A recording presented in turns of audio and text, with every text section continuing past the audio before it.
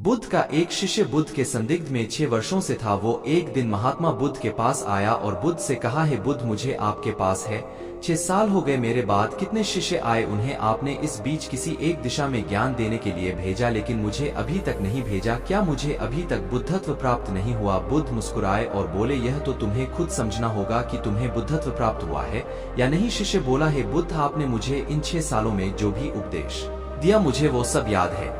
आपकी बताई एक एक बात मुझे याद है।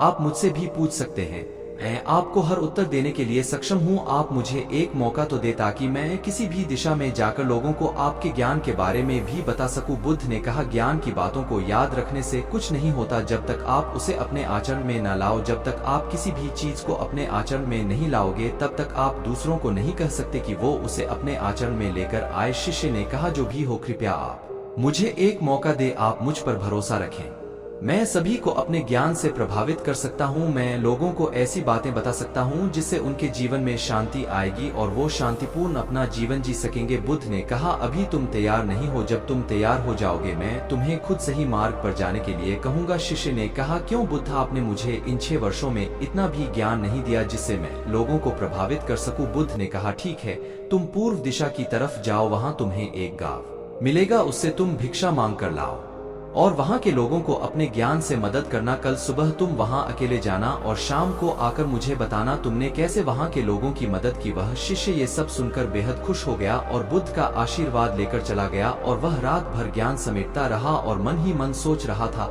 कि मैं कल ऐसे ज्ञान की छाप छोड़ूंगा कि वहां के लोगों के साथ बुद्ध भी मुझसे प्रभावित हो जाएंगे। सुबह उठकर वो महात्मा बुद्ध को प्रणाम करने गया। उन्हें प्रणाम कर वह पूर्व की तरफ निकल गया। शाम को जब वह वापस आया तो बुद्ध ने देखा कि उस शिष्य के माथे पर चोट लगी है और खून बह रहा है। बुद्ध ने उसे पट्टी की और पूछा, तुम्हें यह चोट कैसे लगी?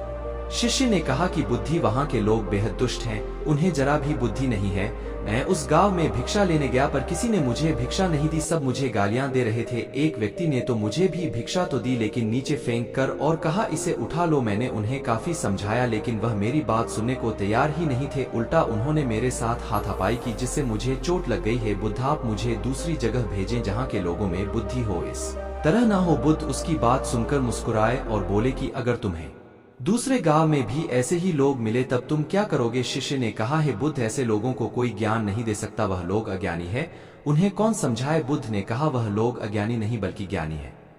उनके पास बहुत बुद्धि है परंतु उनके पास खुद का ज्ञान है।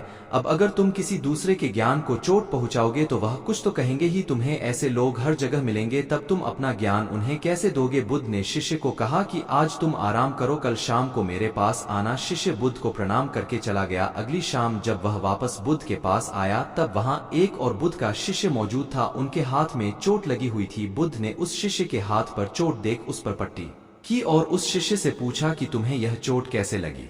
शिष्य ने कहा, हे बुद्ध, आपने पूर्व के एक गांव में मुझे जाने के लिए कहा था, वही मुझे यह चोट लगी। बुद्ध ने कहा, वहां तुम्हारे साथ क्या क्या हुआ, तुम मुझे बताओ। शिष्य ने कहा, हे बुद्ध, वहां पर मैंने सबसे भिक्षा मांगी लेकिन किसी ने मुझे भिक्षा नहीं दी। एक व्यक्ति जिसने भिक्षा दी थी उसने भी वह मुझे जमीन पर फेंक कर दी और कहा, उसे उठा लो। मैंने चुपचाप उसे उठाकर अपने पात्र में रख लिया और उसे कल्याण का आशीर्वाद दिया। तब उस व्यक्ति ने मुझसे कहा, आप बड़े ही अजीब व्यक्ति हो, मैं आपका अपमान कर रहा हूं और आप मुझे आशीर्वाद दे रहे हैं। मैंने उनसे कहा कि आप धनी हैं, आपने मुझे दान दिया है इसलिए मैं आपको आशीर्वाद दे रहा हूं। फिर वहां से मैं आगे गया तो कुछ लोगों ने मुझे वहां से जाने के लिए कहा। उन्होंने मुझे कुछ अपशब्द कहे और मुझ पर कुछ पत्थर फेंके जिससे मुझे चोट लग गई। जब मैं वापस आ रहा था तब मैंने एक माँ को रोते हुए देखा, वह अपने बीमार बच्चे को लेकर चिंतित थी। मैं तुरंत जंगल से जाकर उसके लिए जड़ी बूटी ले आया लेकिन वहाँ के लोग मुझे जड़ी बूटी देने नहीं दे रहे थे। फिर मैंने उनसे विनती की कि वह मुझे उस बच्चे का इलाज करने दें, उसके बाद वो जैसा कहेंगे मैं ठीक वैसा ही करूंगा। फिर जिस व्यक्ति ने मुझे भिक्षा दी थी उसने गाँव वालों को समझाया, तब उन्होंने मुझे उस बच्चे को जड़ी बूटी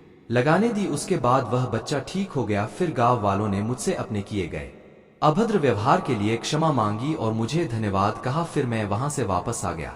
हे बुद्ध, आपसे एक विनती है, उस गांव के लोग बहुत भोले भाले और सीधे हैं, क्या मैं रोज उसी गांव में जाकर भिक्षा मांग सकता हूँ? ये सभी बात वो पहला शिष्य भी सुन रहा था। उसने यह सुनते ही बुद्ध के चरणों में गिरकर कहा कि हे बुद्ध, मैं समझ गया हूँ कि अभी मैं उस लायक नहीं हुआ कि दूसरों को ज्ञान दे सकूं। बुद्ध ने कहा, हमें बाहर वैसे ही लोग दिखाई देते हैं जैसे हम भीतर से होते हैं। जब तक हम स्वयं को नहीं बदलते तब तक हम किसी को भी नहीं बदल सकते। खुद में परिवर्तन करना बेहद जरूरी है। कोई भी बात बताने से पहले उसे आचरण में लाना बेहद जरूरी है, क्योंकि आचरण में लाई हुई चीज को बताना समझाना बहुत आसान होता है और उसे लोग बेहद आसानी से अच्छे से समझ पाते हैं। दोस्तों, आपने क्या सीखा इस पोस्ट से जरूर बताएं।